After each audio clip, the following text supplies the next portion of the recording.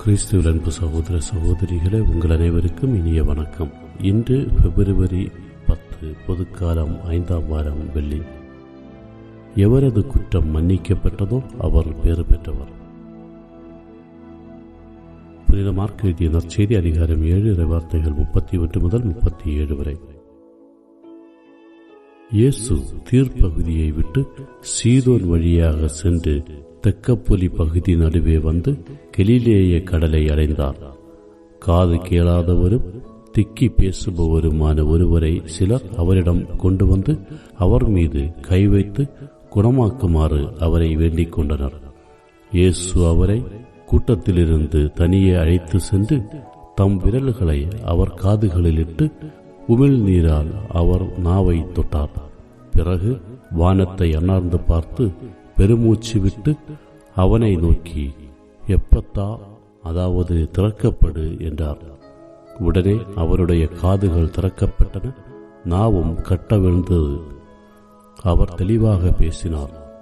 இதை எவருக்கும் சொல்ல வேண்டாம் என்று அவர்களுக்கு அவர் கட்டளையிட்டார். அவரது கட்டளைக்கு நேர்மாறாக இன்னும் மிகுதியாய் அவர்கள் அதை அறிவித்து வந்தார்கள். அவர்கள் அளவு கடந்த வியப்பில் ஆழ்ந்தவர்களாய், இவர் எத்துணை நன்றாக யாவற்றையும் செய்து வருகிறார், காது கேளாதோ கேட்கவும் பேச்சற்றோர் பேசவும் செய்கிறாரே என்று பேசிக் கொண்டார்கள். இது வாழ்வு தரும் கிறிஸ்துவின் நற்செய்தி. சிந்தனை: காது கேளாமல் இருப்பது என்பது உண்மையை அறியா நிலையை குறிப்பிடுகிறது. அதனால் பேச இயலாமல் ஊமையாயிருப்பது என்பது உண்மையை உரைக்க இயலாதவர், நா கட்டப்பட்டவர் என்பதை குறிப்பிடுகிறது. இயேசு செவி திறந்து கேட்கவும் அதன் மூலம் நா கட்டவிழ்க்கப்பட்டு உண்மையை உரைக்கும் முழு மனிதனாகவும் மாற்றுகிறார். ஒருவர் நடுத்தெருவில் தன் கர்ப்பிணி மனைவியை அடித்து உதைத்துக் கொண்டிருந்தார். அவளோ காப்பாற்றுங்கள் என்று கத்துகிறார். ஒருவரும் ஏன் என்று கூட கேட்கவில்லை.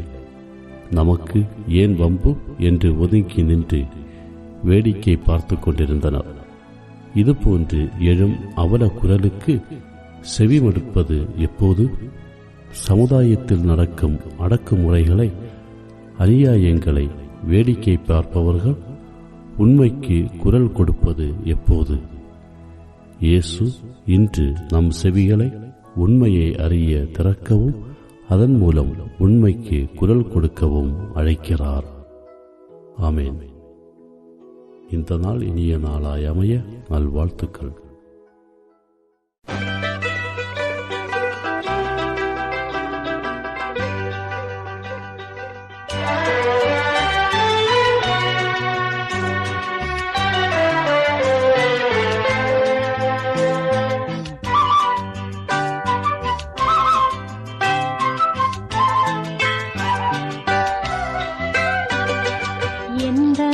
உள்ளம் கண்டே